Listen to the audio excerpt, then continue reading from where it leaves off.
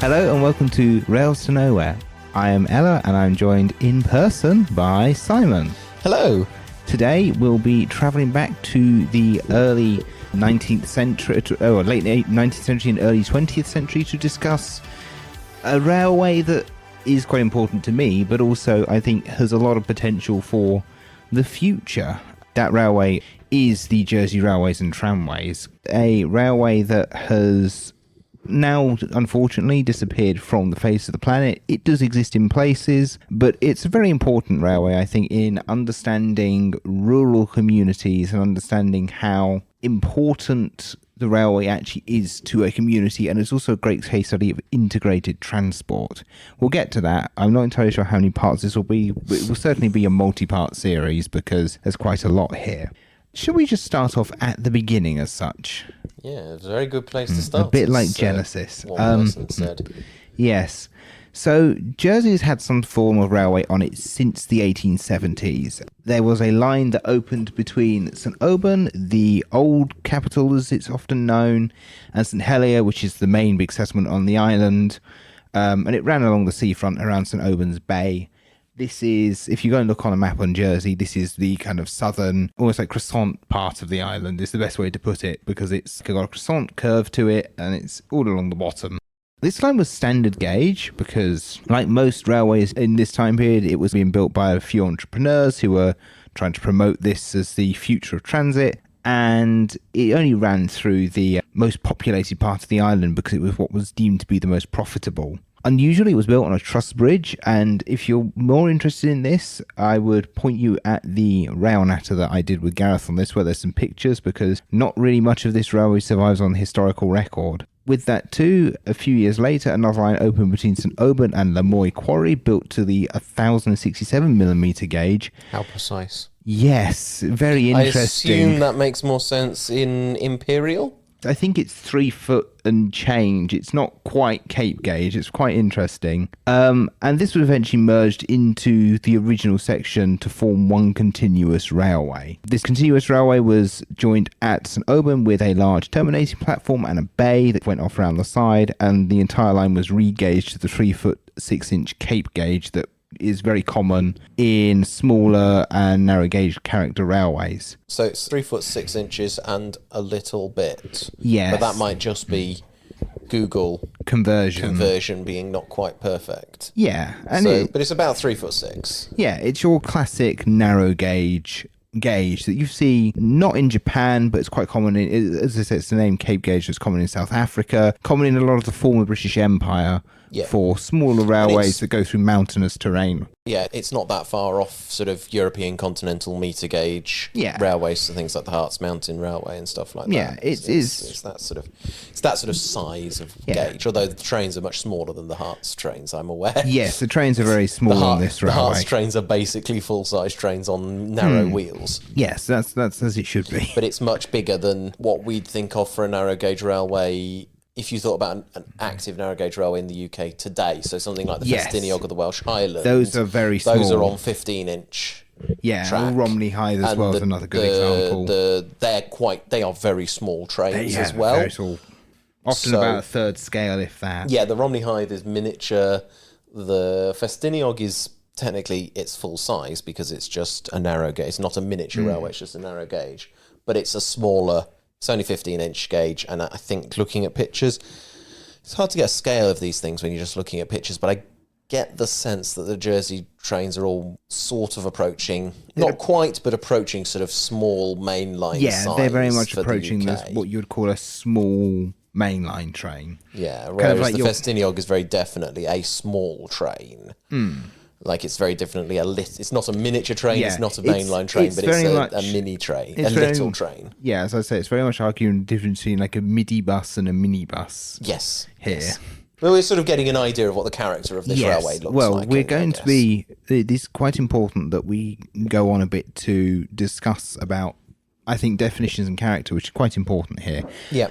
The JRNT, so Jersey Railways and Tramways Company, is what I will consider an operator of a light railway or a tramway. It's difficult to define those terms exactly. I think most people would consider a tramway to be something that's either horse-drawn or more commonly electrically propelled via overhead wires. However, we will lump the JRNT in with the definition of tramway or light railway because it feels right to do so. This will become clear as we continue talking. Yeah. And these are definitions we continue to have problems with today. Like, what's the difference between a tram and a light rail and all of that? And we'll be considering this railway through the lens of what you would term an interurban tramway rather than a traditional railway. If you are aware of the American phrase interurban, it's generally thought of as an electric tramway that runs between two cities or urban centres. So there's all sorts of examples of this. Probably the funniest of this would be the Chicago to New York Electric Airline, which was meant to be a full long-distance railway, but then was built more of as an interurban tramway and then folded. It's a very funny story. I recommend giving that one a look up. But the JRNT was never electrified, but the character of the system aligns much more closely with this style of interurban operation than a regular railway. And there's always exceptions to those sort of rules. So it being, it's electric. Well, yeah, but there's examples of interurbans or interurban style operations in the States and around the world that have diesel or steam haulage throughout various bits of history, or railways that develop electric traction later on, but always obviously had that sort of character. Yes, and I think what seals it for me here too is the customer side of things, in that customers would be expected to flag down the trains at intermediary stations between the principal stops. There are only 3 main stops on the line that you would actually be able to, well, 4 actually, if you include the terminus of Corbière. St Helier was obviously a termination station. They'd stop there. Millbrook was the only place with a passing loop, so they had to stop there and wait for the next train. St Auburn was either a termination station or a very important point on the line. And finally, at the other end, you've got Corbière right at the end of the line where the trains would stop if they were going the full 9 yards. Everyone else, you'd have to inform the guard that you want to stop there or flag the train down from the platform. Really like a nice bit for a request stop action. Yeah. And I confused the guard on a Greater Anglia train the other day, though. We'd forgotten that Greater Anglia has stopped doing request stops at all, so we asked them if... Oh, what's it? Where was it, though? Burney Arms. Burney Arms was whether we needed to ask them to stop the train at Burney Arms, and they looked at me like I was talking gibberish at them. Brilliant. Interestingly, the route is also unsignalled, with trains timetabled to pass at Millbrook, and a couple of other passing points on the line that were not platforms, were just loops or one platform and then a loop track. And there was telephone communication between the stations, interestingly, which for this period is quite unusual. We're still in the early days of an island-wide telephone network, and the telephone numbers are still in the double digits. So I don't want to get too far ahead, because I know that sometimes you describe this as a cowboy operation, but...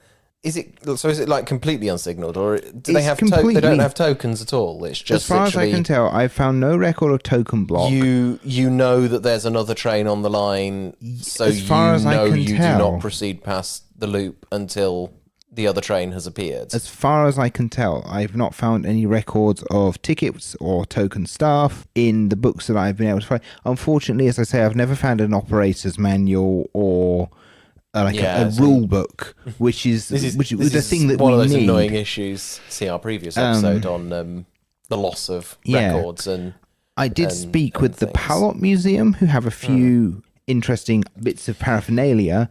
However, they don't have anything really of that sort of nature from the Jersey Railways and Tramways. They do have a token staff from the Jersey Eastern Railway.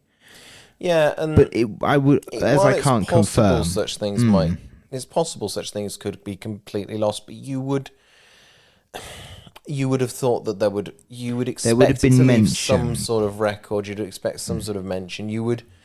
I would have expected a token staff to survive, because those things tend to be fairly substantial.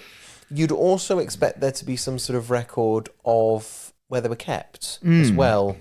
Sorry, this is us doing sort of live history sort of thinking here, but I would have anticipated, because you'd expect that at Millbrook there'd be... In the station house. Either a signal box or a little hut or something. There'd be the place where the token lives. Probably the station house. Some sort of record of that being the case. And I just can't find anything of that nature in minute books. No, very interesting. So on.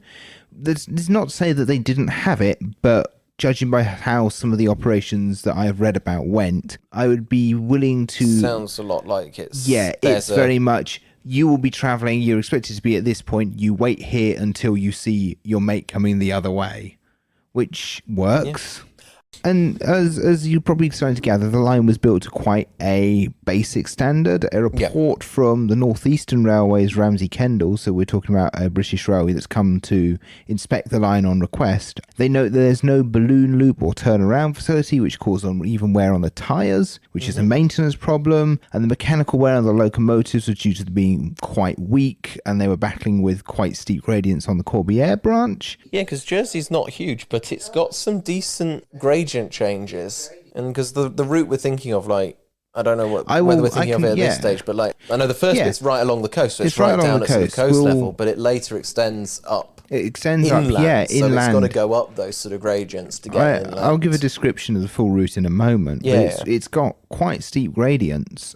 Sorry, I'm jumping ahead. No, it's fine. Ramsay Kendall also notes that there's little effect on the line from its basic nature. It's a question of why would you overbuild? The Great Western Railway did an inspection too just before the line shut, and they said it was adequately maintained considering what it was. It's not anything particularly big. You're not trying to run express trains on it. You're not trying to move masses and masses of goods and people. You're just trying to run, connect up a few towns together and provide a service for a community that is ultimately, at this time, still quite small, quite remote, quite isolated, and provide a bit of summer service too for tourists. Yeah, and this is where we do find parallels with railways like the Festiniog or the Welsh Highland or the Rheidol in Wales, where they are, likewise, they're not running a massively intensive service. No. They're not a heavy railway. They don't need to be maintained to the same standards. Yeah. They have...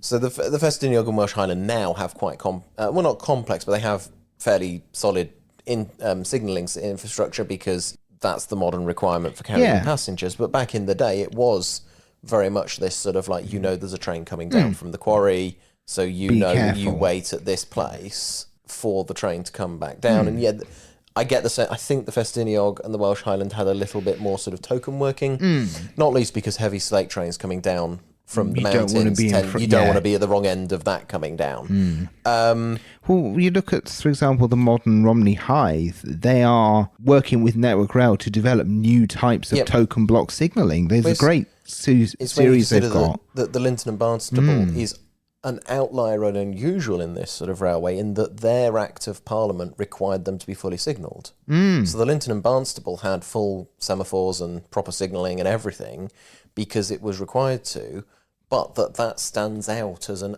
outlier. Because this is quite common. Because we're not running the sort of service, as you say, not running the sort of service that Brunel's trying to run down the You're running at most a train every half an hour, often more a train every hour sort of service. Or you might do, for example, you'll have one train that's destined for the branch line that runs a couple minutes behind the train that's stopping everywhere between St Helier and St Auburn, and then we'll pick up the passengers from that train that want to continue on, as well as running express from St Helier. Should we discuss the route quickly? Yeah, let's talk about the route. The line terminated at St Helier town centre and by the harbour, which is the major population centre on Jersey and the economic, political and financial centre of the island. The main terminus is also located within the wider civil parish of St Helier. The line then continued around St Aubyn's Bay towards the west, through the civil parish of St Lawrence and the settlement at Millbrook, before finally arriving in the town of St Auburn within St Brelard's parish. The core section linked together the two major towns in Jersey, that's St Auburn and St Helier, as well as the three of the more populated civil parishes, St Helier, St Brelard and St Lawrence, during the time of the JR&T. It also serves as a communications line between these various places, and this area would also become the main commuter belt for St Helier as years go on, which is now dominated by the only dual carriageway within the Channel Islands in the present day. The Corbière branch then continued off at the left at St Auburn. It went past the golf course at Lamoy, stopped at this place called Don Bridge, which now, as far as I can tell, is now called Red Houses, and it would finally terminate at Corbière, nearby the lighthouse and other tourist attractions. So, should we go on for some wider context? Yeah, for part of the wider context, listen to the first 2 or 3 episodes of our London Transport series, Yes. which go into much more detail. That looking at the script, I can tell that Ella's about to sort of rehash and sort of some of highlight certain aspects of it that are relevant here. But if you want the much more in-depth, wider context, we've got a whole episode on the emergence of the motor car generally and changes in urban layout and urban design in the Victorian era and the 1930s. So if you've not heard those or whatever, go back and re-listen to those, and they will again give you the much deeper index. As Simon mentioned, I'm going to highlight a couple of key influences here. And these are things you should keep in mind as we continue on discussing this railway as it grows and so on. These forces will have a significant impact on how the railway does expand and the decisions taken by the management, as well as how it would significantly influence the final fate of the line. The late 19th century and early 20th century was the dawn of the automobile era. Ford's Model T and the production line that was championed by Ford resulted in the automobile becoming much more accessible to more and more households by the year. Yep. As it's probably known, everyone says about how the Model T was available in one colour, black, because it was the colour and everyone had the same thing because it was cheap to produce, it was quick to produce. And that meant that you had a lot of cheap and... I say cheap, relatively cheap compared to previous automobiles, relatively cheap and well-built and maintainable vehicles becoming available to a wider and wider populace. Yeah. As we've talked about before in previous episodes, in this era, certainly in mainland UK, I'm not so sure about Jersey, things like the Model T or its equivalents from UK manufacturers are beginning to become possible purchases for even the upper working class. Like, mainly we're talking the middle class, but even the upper working class are beginning to make inroads into home ownership and car ownership in this period in a way that we often forget. Yes, and the other thing as well to consider with the rise of the automobile is the fact that in a semi-rural or rural community, the automobile is king when it comes to the ability to travel for many people. If your public transport is unreliable, or maybe only comes once every half an hour and has to go all round the houses because everyone is so spread out, it becomes more and more worthwhile to invest in an automobile if you're in a rural or semi-rural environment. At the same time, we see the rise of the motor omnibus, which we now just call buses. And they're becoming a serious threat to local transport operations as they are obviously engines rather than being on a tramway or bound to a particular type of railway or guideway, as you might call it now. They can go wherever you want. You just have to put a driver at the front to tell it to go wherever you want. And you can have a bus route that kind of does whatever you wish. Yeah.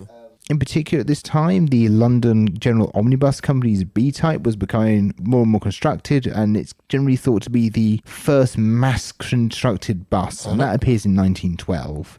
20 a week are produced by the LGOC to meet demand, which is incredible at this time, and these buses go as far as they travel onto the continent during the Normandy campaign, during the First World War. Well, during various parts of the First World War, actually. The London Transport Museum's battle bus, as they like to call it, is a B-type, which was used, well, according to their research, that one specifically was used as a sort of ambulance the vehicle. Express. And I can imagine that at this time on the island, the much more go-anywhere ability of an omnibus, of a motor omnibus versus a horse omnibus is quite important, because I can imagine that on the island you've got, much more so than in London, which we talked about in the previous series, that you've got much more of a case of variation in road surface as well. Yes, especially as you get outside the urban centre. Yeah, because I can imagine that it drops off from cobbles or tarmac or whatever surface they've got to sort of more rough and ready surfaces. And compressed dirt. Horses can go on dirt quite easily. And yes, horses can pull carts on dirt roads reasonably well, but actually pulling a omnibus full of people that's actually quite heavy on anything other than a nicely tarmacked or nicely cobbled or metalled, I guess that's the term that we use for it, isn't it? A nicely metalled road is actually quite hard for a horse. This is one of the reasons that trams develop. Yeah, because it's lower resistance. If I'm remembering my facts correctly, the life expectancy of a horse pulling omnibuses in London was about 2 years because it was just so... And that's in a city with nicely metalled roads. Yeah. Because it's so demanding on the horses that they actually just die after a couple of years. Whereas on the trams, it becomes much longer lifespan and also longer shifts because the horses need to be swapped out every couple of hours on the omnibuses, whereas on the trams, they can go for almost an entire 8-hour shift and without needing to be swapped out, because pulling on a road, even a nice metalled road surface, it's hard on the horses. Yeah, it's so inefficient. I can imagine that the sort of go anywhere of a petrol bus, or the go many more places of a petrol bus is a real shift in the ability of buses to service an island like this, and I can imagine that really impacts its ability to compete with the railway. Sorry. Yeah, that's exactly some of the thing. And also at this time, don't forget, the development of the electric tramway is happening. The clean electric tram was considered high-tech and incredibly futuristic and modern as compared with a steam locomotive that billows soot and smoke everywhere, that requires constant oiling, requires a very skilled team to actually operate it and keep it going. Everyone says about the steam engine driver being the kind of halo position on the railway, but then you think about the person who's operating the firebox and the water, who's keeping that boiler from exploding. Their job is, if not more skilled, because they need to be paying even more attention to the little sounds, the little creaks that a locomotive makes, how it's behaving, to ensure that it's running at its best and ensure that it's not going to go bang, to say the least. I've seen the description many times of sort of steam engines being the closest humanity has ever come to creating artificial life. Yes, they are alive. And you think about how complex the driver and the fireman's job actually are, in the fact that essentially they're the internal organs of, or they're the central nervous system and the brain of this organism, and they're doing all of those things to make sure and monitor that all the other systems are functioning correctly and keeping something alive in a way, and I do think it's true, in a way that nothing else that humanity's ever really invented is quite needs that much care and attention and human machine intimacy. You think in America, some of their locomotives are so big, they have multiple person fire crews and even multiple people whose job is to drive the thing because it is so big, so powerful, and just so absolutely monstrous in what it can do. But also at this time, the City and South London Railway is building electric railways in tunnels. Yep. And that's considered to be an incredible invention. Well, it's the first electric railway in the UK. It depends. How do you classify the Volks electric? Is it a tramway? Is it a railway? It's a difficult one to call on that one. It's the first fully fledged electric railway in the UK, because Volks is really a tech proof demo of concept. Yeah. But it's the first proper application of the technology in an actual railway. And then you have a couple spring up in the time, because you also have, because that's actually what caused me pause for thought, was I'm trying to remember if this is when I'm going to get shouted at by the City of Liverpool, because I'm trying to remember if the City in South London, I think the City in South London comes just before the Liverpool overhead. We're splitting hairs, I think, over detail. They're within years of each other. The electric railway is developing. And it's developing rapidly, is kind of where I'm getting at, because you have the first tentative steps of the City in South London and the Liverpool overhead. As a historian of electric railways, as urban electric railways, I really should know these things. But then that cascades and dominoes, and in the UK, you get a reasonably quick spread of them, especially in London, but also around the world, you suddenly get an explosion. And 1901 seems to be the really big year, about the right year. Things like the Berlin U-Bahn, the NY subway, a lot of places in the US, they all sort of switch begin just building electric railways like that in 1901. Suddenly you get lots of things. And in London again, you've got the Central London Railway, and it opens in 1901, and then a few other electric railways began being built at that point. So this is really the sort of spark moment for electric railways. And it's also worth thinking about that buses and trams offered very cheap fares at this time, while the car offered the point-to-point convenience for those who could afford it. And these are the kind of forces that are at play here that are competing against the railway. Yes. So now we've discussed all that, I think we're going to have a look at what the railway in question is, the Jersey Railways and Tramways Company, and we'll see where we get to with that. So, the Jersey Railways and Tramways would buy the original Jersey Railway Company in 1896 in a management buyout as the old company folded under a bankruptcy. It's already a good start. It's an amazing start. Buying a bankrupt company is really... Yeah, and it was the managers. And I get that the managers don't know this at this point, but they're buying a bankrupted company at a point where the type of company they're buying is about to become even harder to keep afloat. Yes. Obviously, in hindsight, this is me sitting here with my feet up. I genuinely have my feet up, right? But this is me sitting here as a historian with my feet up, looking backwards and going, ha, ha, ha, weren't they idiots? I'm not. Yeah. I'm not actually doing that. It's very hard to predict these things. With hindsight, I know that this was a very bad time to buy a light railway with the aim of carrying lots of people. But it's interesting because this one bucks the trend in a way, because they find success quite quickly. In their first year, they post a 3% dividend for their investors, something the previous company had never really been able to do. It's a good start. Which is an incredibly good start. I don't believe the London Transport Board ever achieved 3% payments to its...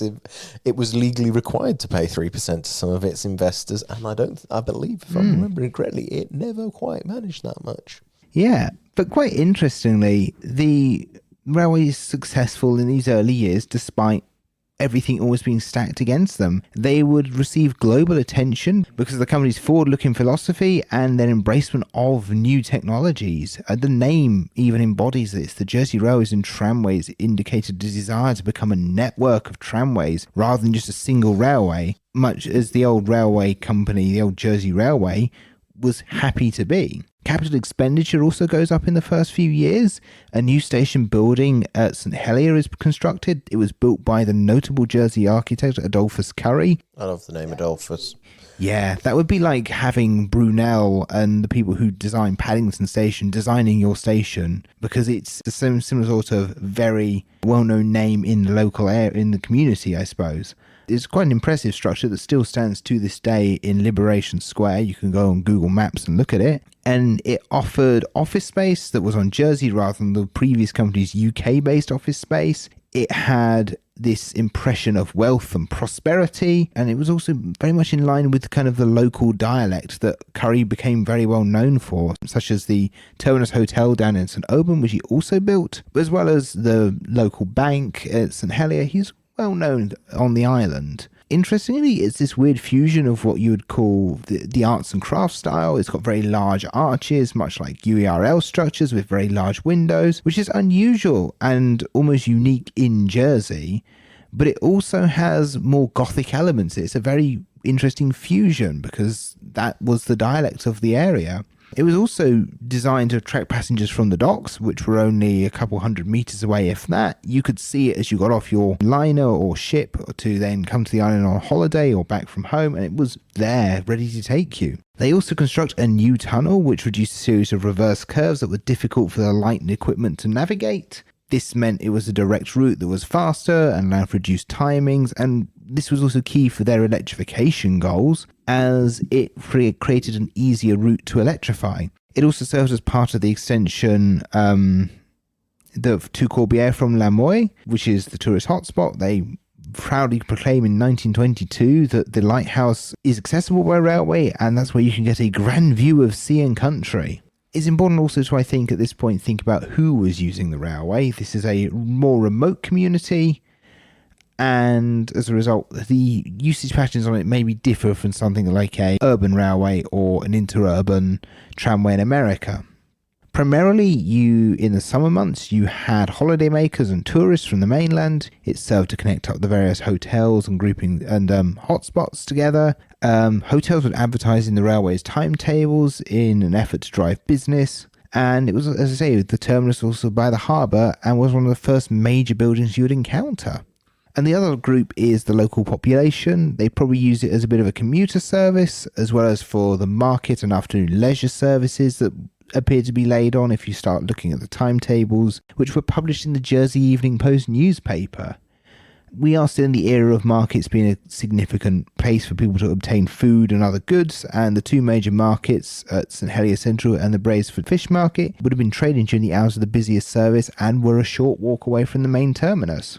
By 1904, the increase in passengers was leading to a promising future for the railway. Train links were increasing continually to the point where they had to install a traverser in St Helier as the old head shunt. It became completely unusable because of how long the trains were getting, and a traverser is a much more compact way of moving trains about. Yeah, and we see that in a few places where you've got those sort of length issues occurring. One that leaps to mind is Moore Street in Birmingham, which again is quite a constrained site, but train lengths getting longer and stuff meant that they had to do something. They needed that space. And anyone who's done a model railway can appreciate this sort of needing to have a bit of space. You either have your sector plate or your traverser to minimise the amount of point work you need. Because point work takes up space, and it does take up space. Anyone who's used a model railway, made a model railway, but never worked on the real railway, doesn't appreciate how big real points are. Yeah. I remember Gareth Dennis, friend of the show, Gareth Dennis, doing a little thing on Twitter where, because he's a permanent way person, he wants to get into model railways, and he was like, "Oh well, I'm trying to sort of do scale point work, 3D printed, and like setting it up on his desk at the office and whatever." And it being like, this set of points that he has made is longer than my entire model railway space that I have here at home. And I forget what the actual classification is, but it was where... And this was for the slowest set of points that you would have in real life. It was the slowest set of points you would have on a mainline operation, I believe. In scale, in 00 or HO, I can't remember which scale it was he made it to. It was like 60 centimetres, 70 centimetres long. No, it was about 1.1 metres. Oh, sorry, yes, it was each switch was like 60 centimetres, and then the whole crossover is like over 1.1 metres, which is huge. It's that's big, that's longer than most people's model railway, which is then why we as model railwayers can't drive our trains across points at anything like the scale speeds that they would in real life. Because they will just come off, because it's the shrinking down of the physics. This is the, I suppose, the issue of having a constrained site and expanding, I suppose, beyond what you initially considered. In some ways, a victim of your own success. Yes. And as a result of this, they go through a massive series of expansion. The success of the Jersey Railways and Tramways company over its predecessor really gets highlighted in 1906 and then the following 7 years after that. It's a period that is characterised by a swathe of reports, investments, and generally quite high expenditure. During these years, the company invests heavily in infrastructure upgrades. They invested in new rolling stock and even a new locomotive, which the previous company had not done for a good chunk of its remaining years. The railway brings in Ramsay Kendall, a character you mentioned earlier, who was a North Eastern Railway works manager, to invest the line and give an opinion on a series of accidents that had occurred. Interestingly, Kendall notes how ordinary the accidents were for this time and were, to quote him directly, nothing more than what was constantly occurring on other railways. The railway would appear to have been quite adept at maintaining itself despite its rather meagre setup. Run-through incidents and boiler failures were the most common during this period. However, there was no significant incident during its existence, which you can conclude from this that the management was actually quite adept to what it was doing, or you could just conclude that they were very lucky. This isn't to say there weren't incidents. There was an incident where, for example, they ran over someone's horse and cart because the horse had strayed onto a level crossing because the crossing gates weren't maintained. Whoops. And some other incidents like that. There were a couple of incidents where people fell under trains, but then again, it's one of these difficult ones where there wasn't much recording of what actually happened, and without our modern ability to, for example, recall the footage, we don't actually know who was at fault. No. Interestingly, though, in his report, Kendall dismisses the idea of electrifying the railway and turning it into a tramway, arguing it would have little value and wouldn't really increase the passenger numbers. Interurbans are expanding at this time. The Burton and Ashby Light Railway in the UK, as they start expanding during this period, as well as in America. The interurban is significant to the American urban growth during this time. However, Kendall suggests that instead of pursuing electrification, rolling stock improvements and operating practice revisions were actually needed to modernise the line. So the board would carry out these. New bogies were fitted to most of the passenger stock, which improved the ride quality, as most of the old bogies were wooden as far as I can tell. 2 new coaches were also obtained, which is very nice as their demand's going up. No track layout changes occur, and even though it would help with the maintenance of the permanent way and rolling stock, as Kendall noted before, without the ability to run trains around and kind of reverse the direction, the wear gets quite uneven, and that increases your cost of maintenance. They also purchase a new locomotive, which is number 5, which gets named Lamoille, in order to help cope with the steeper gradients on the Corbière route in particular, which, as Simon mentioned, goes into the very vertical parts, I suppose you could describe, of the island. Jersey is very flat at the coast and then has these very big hills that are quite steep as you go inland, which then kind of plateaus off again. It's quite the place to build a railway.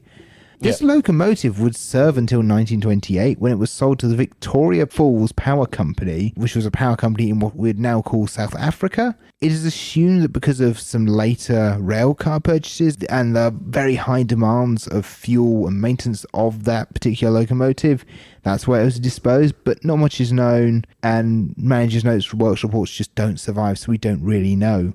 And the annoying thing, of course, with managers' reports and those sort of things is so often they don't necessarily tell you, even when they do survive, and this is what I've had with my history, my research on the UERL sometimes, is you look at the board reports and it will just say, board has approved the sale of number 5. Yes. And that's all that the record will say. That's all that it says. It doesn't actually say why, because the minutes, unless you've got the report written by the chief engineer, which so often don't survive, saying why you want to get rid of it. All the things like the board minutes will say is the board has agreed to sell it, or the managers have agreed to sell it, because that's all that the minutes is recording. It's recording the decision. It's not recording the discussion. So it can be so frustrating as a historian when you're just sitting there going, there's clearly a reason why this has been done. Because clearly this loco still works. It's not like... It'd be much easier to explain if it was like, oh yeah, the locomotive's been withdrawn, and it'd be like, oh well, clearly it's failed, or it's broken, or something, it's just completely unusable, or whatever, or it's just proved to be uneconomic or whatever. But the fact that they've then sold it on suggests it's a functional locomotive. Yeah. Which then makes it doubly frustrating when you're like, so what is it? What is your motivation? Is it just because you need some capital? Is it because, or talk, I guess, in a later episode now, where you want to buy some new rolling stock, some new kinds of rolling stock, and you just need a little bit of capital for that, which some rail companies have done? Or is it just because actually the running costs of this is too high and you actually just want to buy something that operates less costly? Some railways, I think it was me and Paul were talking about this. I want to say, I think it was the Milwaukee Railroad. He was saying that at one point got itself into a spiral of having to sell its previous rolling stock to raise the capital to buy its new rolling stock. But that means you are still increasing your debt and never paying it off, because your second-hand rolling stock will never sell for as much as the cost of your new rolling stock, which is a genuine concern that we want to make sure that modern railways don't do, because TfL has kind of almost fallen into that trap with selling off the Elizabeth line trains to a rolling stock company to fund the Piccadilly line trains. They say we don't want organisations like TfL to just keep falling into that trap, because it will never win. That is the road to ruin, because you will never get as much for selling the train off second hand as you costs first hand. Interestingly about number 5 as well is the locomotives seem to survive up till very recently. Oh, interesting. It worked with the power company for a long time, eventually got sold to a railway museum in South Africa, and eventually we're not quite sure what happened to it, but it was at risk of unfortunately being robbed by scrappers. Oh, wow. We don't know what happened to it, and then it kind of disappeared from there. Some people in Jersey were trying to raise funds to bring it back, but that seems to have also just kind of evaporated without any trace. Interesting. So it's possible that it's completely vanished. It's possible it's just sitting in a shed somewhere out in South No, Africa. sitting just in the open. Oh, in the open? Yeah, the last known picture of it is just in the open at this railway museum. But going back to the Jersey railways themselves, they also trial some other technology on their line. They go for electric lighting. The railway tests out a new series of electric lights to replace the gas and candle setups that were previously used. This was purchased from J. Stone and Company in Deptford in London. And it was a system that was, as far as I can tell, got used on other railways. It wasn't massively successful. They used a dynamo on a coach axle, which provided the lighting in the coaches, and also provided a socket to hook up a head and tail lamp for the train. And the fleet was completely fitted out. Yeah. And it was successful to the point where the fleet was completely fitted out, or ordered to be fitted out, with this technology in September of 1913. Very few railway systems were actually electrically lit at this time. Like the Metropolitan line would remain with either unlit coaches or dim gas lighting used, and the stations were still gasless at this time. But it was also seen as very much the future, as we discussed previously. Yerkes used it all over the EUERL as a way to advertise that we are the electric railway of the future. We have light in quantity, and it is bright, good light, and it's not dingy. It doesn't bright white smell bad. Lanterns out the front of the UERL stations. Now, it's interesting you mentioned about the tail lamps there, because even rolling stock like Mark 1s and things that have dynamos in them would still continue to use oil tail lamps for many, many years. The Mark 1 isn't introduced for another... what is 55 roughly that comes in. Yeah, I was going to say it's not introduced for another 45 years after this point that we're talking about now. And that's built with dynamos on board, but it's not built with such a way to have an electric tail lamp. You have oil-powered tail lamps. And that's partially due to interoperability with other BR rolling stock and stuff. But even now... it's interesting to see... Actually, and this is why I like looking at little railways like this, because actually sometimes they do these things and you're like, wow, that's quite ahead of their time. It's quite ahead of the time, yeah. And even now, the Mark 1s, when they are not being pulled out of service because they don't lock their doors, they use battery-powered tail lamps that flash instead. I think we both know someone who owns one of those. Yes, I was on a charter this weekend just gone where we kept having to turn around and they kept bringing the tail lamp and walking it through the train because they needed to change ends, and we were like, why don't they just have two different tail lamps at each end? I guess if you've got the one, then it means you've taken it off the back. It's probably a safety thing. End. But yeah, so it's interesting. It's very how interesting. It happens, yeah. So this is where we're going to leave it for now. As we've seen, the railway goes from almost complete and utter ruin with the previous company to being a very forward-thinking line that's doing very well, buying new stock, building itself out, investing in new technology even that was not seen on bigger and more railways that probably would have benefited more from the technology for a long time. We will leave it here. As this feels about right, and there's a lot more detail to come. We have hinted at some things that will be coming up, like some rail cars and some other interesting things. If you're interested in a general overview, I will point you to my appearance on Rail Natter with Gareth. You can see Gareth's amazing moustache, and you can see a man cry about how badly maintained the permanent way is on this railway. If you want to help us to be able to make podcasts, help us to be able to buy some better microphone stands, because we're sitting here today holding microphones. And help pay for railway tickets that make this possible. Yeah, head over to patreon.com/rails to nowhere. Yes. If you want to, you can support us for as little as £2 per month, and that helps make everything possible. Really big thank you to our patrons, because you're covering all of our bills.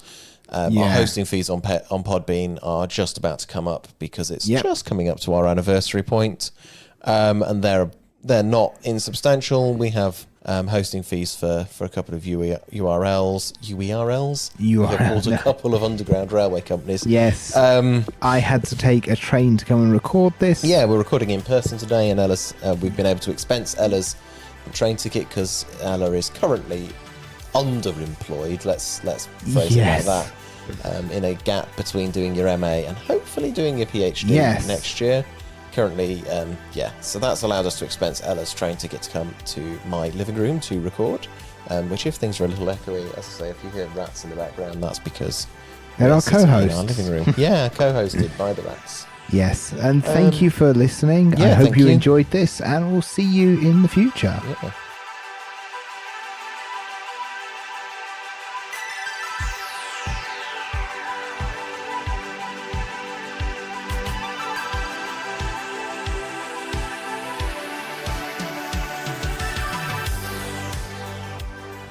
You've been listening to Rails to Nowhere. This episode was scripted, researched and presented by Eleanor Ashton, with the occasional interruption by me, Simon Stardust & Co. during our recording session. I'd also like to thank our guest stars, my rats, Elm and Ebony, for their interruptions during our recording session while drinking their water. Rails to Nowhere is made possible by you, our fantastic listeners, especially those of you who support us over at patreon.com/Rails to Nowhere. A big shout out to our £10 and above patron, Valkyrie Lemons. If you enjoy what we do enough to want to support us, please do head over to patreon.com/Rails to Nowhere, where you can support us for as little as £1 per month. The next episode on the Jersey Railways and Tramways will be out in 2 weeks' time, and we look forward to you listening to that. We are aware that 2025 is Rail 200, nominally the 200th anniversary of the railways, and whilst we don't have anything mega planned for the year, we would be remiss to not note it in some way on the podcast, so do listen out for later in the year, where we will be talking about the 200th anniversary, quote-unquote, of the railways.